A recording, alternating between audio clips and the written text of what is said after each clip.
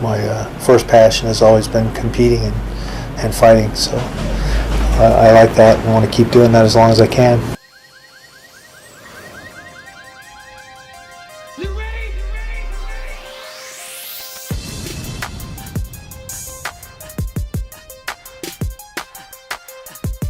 When you get to know a fighter, learn about their dreams, where they come from, what they're really made of, and what they're fighting for, you're a fan for life.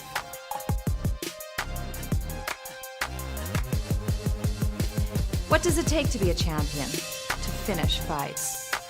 Courage, faith, dedication, honor, passion.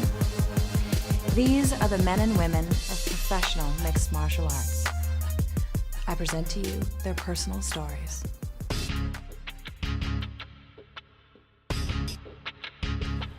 On the next Outside the Ring, Randy the Natural Couture, 5-time UFC title belt holder and the gentleman of mixed martial arts, a real-life hero who has beaten all the odds. At 44 years old, Randy Couture is still at the top of his game with only one man left to fight. Will he end his career on top or take the risk and one final challenge against the reigning Russian world heavyweight champion, Fedor Emelianenko? Welcome to Outside the Ring. I'm your host, Marika Taylor, and we are in Las Vegas to meet pro mixed martial arts fighter and heavyweight champion, Randy Couture.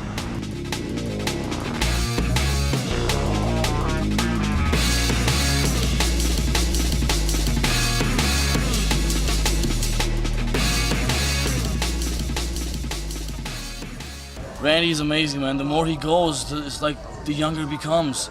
His movement, his strength, his technique, it's unbelievable. I can't even really express it. It's phenomenal. And he's just a natural athlete. I started wrestling at 10 years old. Best friends, older brothers threw us in a novice tournament, I think, as a joke to see what would happen. I got my first bloody nose, and I was hooked ever since. I've been wrestling. After high school, I went to college for a semester at Washington State and walked onto the wrestling program there and was doing okay. I was holding my own and ended up in a situation where I dated the same girl for a very long time, and we ended up getting married. We had a kid on the way, and had to figure out how we were going to support all that. And we were getting tugged by her parents and my parents, and so I, being a bit rebellious, stepped up and joined the Army. I figured I was done wrestling at that point with a child and all that, but my first duty station, I ended up on the post-wrestling team, and wrestling kind of took off again for me through the Army.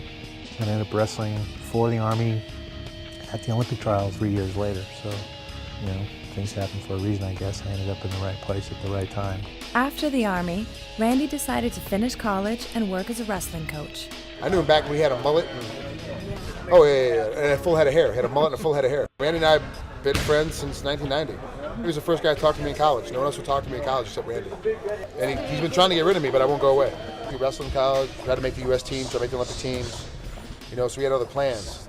Like Danny Henderson and Matt Lindland, Couture and, myself, we all tried to make the Olympic team. While Randy dreamed of making the U.S. Olympic wrestling team, a new combat sport called MMA, mixed martial arts, was emerging, gaining popularity largely due to a fight organization called UFC, Ultimate Fighting Championship. But what exactly is mixed martial arts?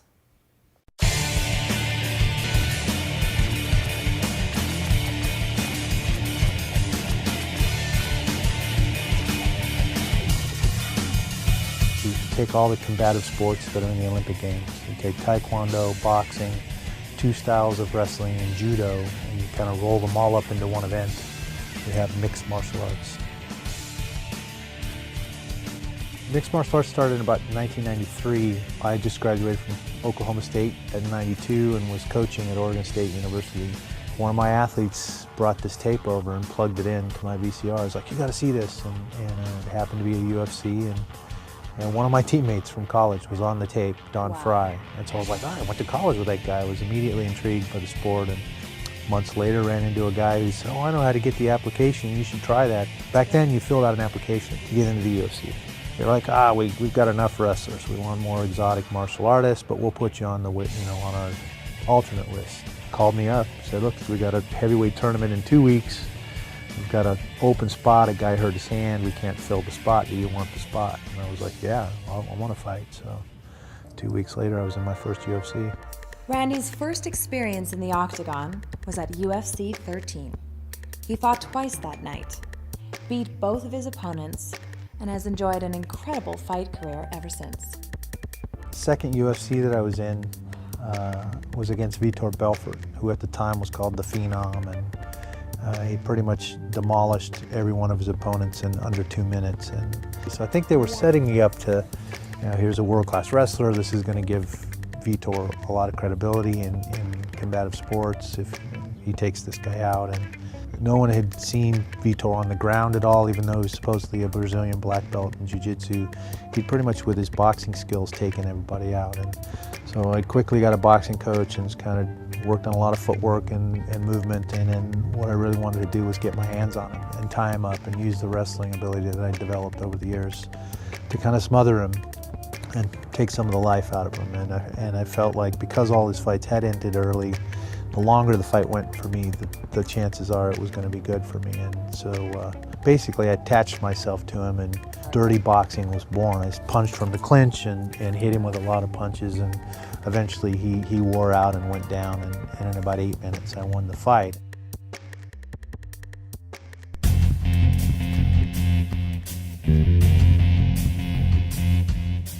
I've got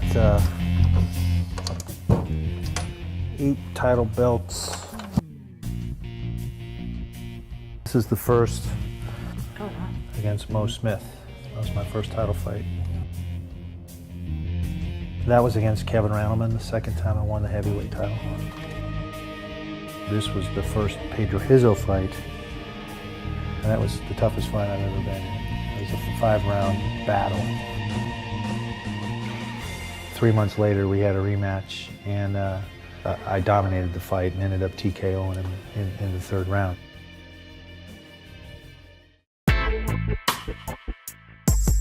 On June 6, 2003, Couture dropped 20 pounds to face the superstar Chuck Liddell. Liddell hadn't lost a fight in 4 years. He made history that night. By beating Chuck Liddell, he became the first fighter to earn titles in 2 different weight classes. At the age of 40, when most fighters' careers are over, Randy seemed ageless. 3 months later, Randy faced Tito Ortiz. Tito had enjoyed a 6-fight win streak and was favored to win and send Randy into retirement. But things didn't go as planned. Randy beat Tito with such ease, literally spanking him in the 5th round. It seemed as though Randy was unstoppable.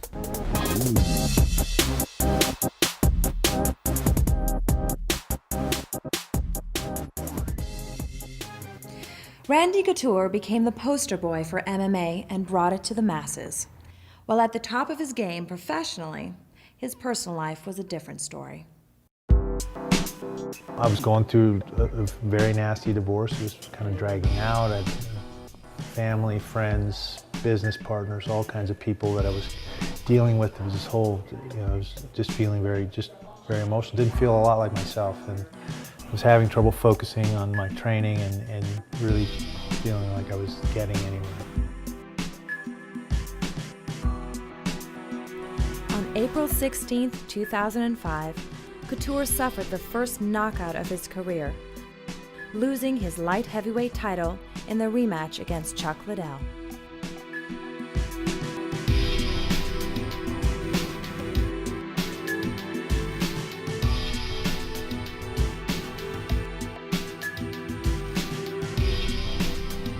Just didn't feel good. I didn't feel like I was headed in the right direction.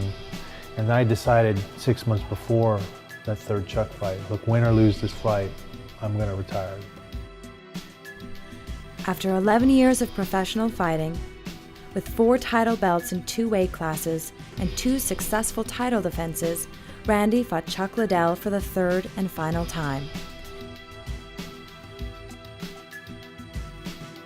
After a devastating loss, Randy Couture announced his retirement. You know, at the time I was 42 years old. It seemed like it was time.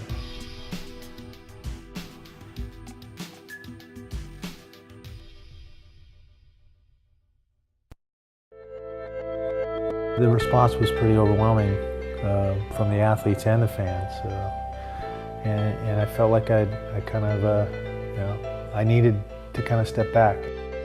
After I retired after the third Chuck fight, pretty quickly Dana said, we're going to induct you into the Hall of Fame. So I'm one of four athletes that's been inducted now, and so I mean, it was a great honor. As his personal issues resolved, Randy continued training and was ready for the next chapter in his life.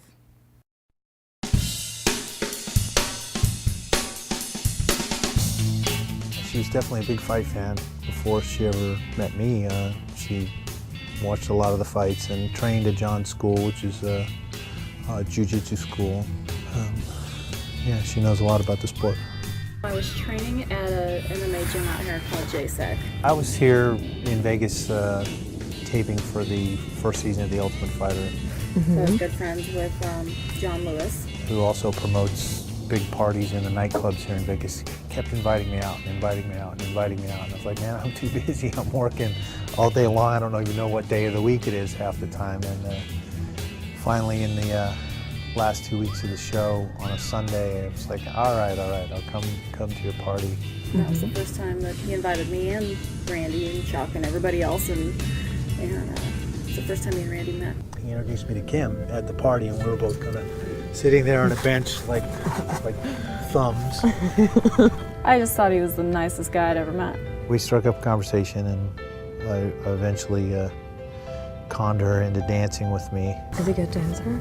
That's the only reason he got me to go out with him. Really? Oh, he's got some moves. That's awesome. I was only in Vegas for 2 more weeks, and every time I turned around, I was running into her somewhere, and eventually got up the nerve, and we decided to go out and have lunch together. How is it possible that you can get into a cage and fight the toughest guys in the world, but it's tough for you to ask a pretty girl out to lunch? I think that's the plight of all men. Yeah, the physical things are a lot easier to deal with in that physical realm. I feel pretty comfortable, but you start delving into the emotional realm, and it's never been my strong suit. I practice with him every day and at every fight, and I'm in the gym working out with him. Even if I'm not working out for one day, I sit there and I watch him through every day of practice. Yeah, I never wanted him to stop. I mean, he was going through a lot, and I knew that he was kind of needing to sort things out, but I saw him in training and practice at that high intensity, that same level, for that whole year he was off. About 6 months, 8 months later, that all kind of settled and finished out, and kind of started smiling again. Yeah. Things started feeling better, and I started getting the itch to compete again. And If you still got it, and you know you got it, and you're improving, and you're getting better, and your boxing's amazing, and you're still working that hard, there's no reason that age should matter.